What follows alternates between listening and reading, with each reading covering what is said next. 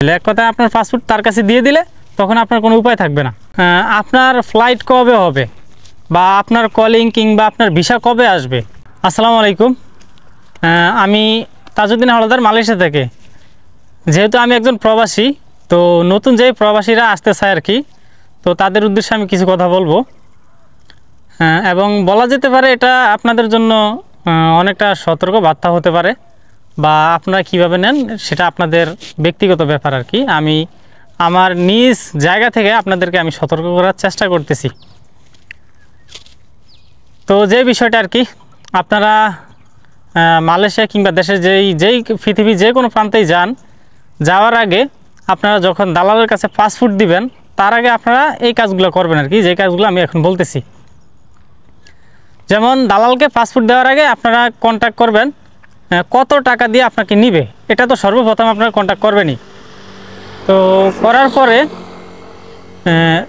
এই কন্ট্যাক্টটা করবেন, আপনাদের গ্রামে 2-3 জন মুরব্বী সাথে রাখবেন। রাখলে কি হবে, এটা একটা ডকুমেন্টস। তারপর যখন টাকার কথা আসবেন তখন কিন্তু গ্রামে 2-4 জন মানুষকে রাখবেন, এবং কি একজন ইউপি সদস্য রাখতে পারেন। আর যদি সম্ভব হয় তাহলে গ্রামের চেয়ারম্যানকেও রাখতে পারেন। রাখলে এগুলা আপনার জন্য খুব গুরুত্বপূর্ণ ডকুমেন্টস হবে এবং শক্তিশালী ডকুমেন্টস হবে। আর তারপর হচ্ছে আপনাকে দালাল কোন কাজে আনবে, সেই কাজটা আপনি আগে থেকে জানার চেষ্টা করুন, যে আপনাকে কি কোম্পানিতে আনবে নাকি আপনাকে এনে এখানে আপনার পাসপোর্ট দিয়ে দিবে, আপনার কাজ আপনাকে খুঁজে নিতে হবে। আপনার এগুলা আগে থেকেই সম্পূর্ণ আপনাকে এগুলা জেনে নিতে হবে। এগুলা জেনে আসলে তো আপনাকে কোনো এই প্রবাসে এসে বিভ্রান্তিতে পড়তে হবে না, কাজের কোনো ঝামেলা হবে না, খাওয়া দাওয়ার কোনো ঝামেলা হবে না।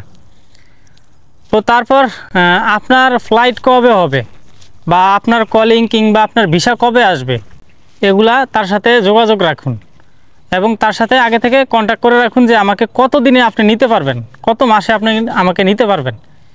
এগুলা সব কিছু আগে থেকে কন্ট্যাক্ট করে নেবেন। কারণ কি করে, যখন আপনার পাসপোর্টটা আপনি দালালের কাছে দিয়ে দিবেন তখন কিন্তু আপনার কোনো শক্তি নেই, আপনি অন্য কোনো জায়গায় আপনার পাসপোর্টটা দিতে পারবেন, এরকম কোনো ওয়ে নেই। তারা আপনার পাসপোর্ট নিয়ে আপনাকে তাদের জিম্মি করে ফেলে। এক কথায় আপনার পাসপোর্ট তার কাছে দিয়ে দিলে তখন আপনার কোনো উপায় থাকবে না। তখন যদি আপনার আরও ভালো একটা কাজও আসে, ভালো একটা কোম্পানিও আসে, তখন আপনি কিন্তু দিতে পারবেন না। যে পাসপোর্ট নিছে সে তার লাভের জন্য সে কিন্তু পাসপোর্ট দিবে না। যে পাসপোর্ট নিছে সে তার লাভের জন্য সে কিন্তু পাসপোর্ট দিবে না। তো সর্বশেষ আমি যেই মেসেজটা দিব, আপনারা যারা নতুন আসতে চান তারা অবশ্য আপনারা আমার এই কথাগুলো যদি মানেন তাহলে অনেক ভালো হবে। যেমন পাসপোর্ট দেওয়ার আগে আপনি জেনে নেবেন কি কাজ, তারপরে জেনে নেবেন আপনার বেতন কত হবে এখানে এসে, তারপরে জেনে নেবেন কত টাকা লাগবে যেতে, মানে মালয়েশিয়া কিংবা প্রবাস জীবনে আসতে, বা যেটা বলি আর কি, আমরা যেহেতু বাঙালি সেহেতু আমরা সবসময় বলে থাকি আর প্রবাস বিদেশকে। তো এই কথাগুলো সব একটা স্ট্যাম্প নেবেন, স্ট্যাম্পে সব কিছু লিখবেন, লেখার পরে তার কাছে সাইন নেবেন।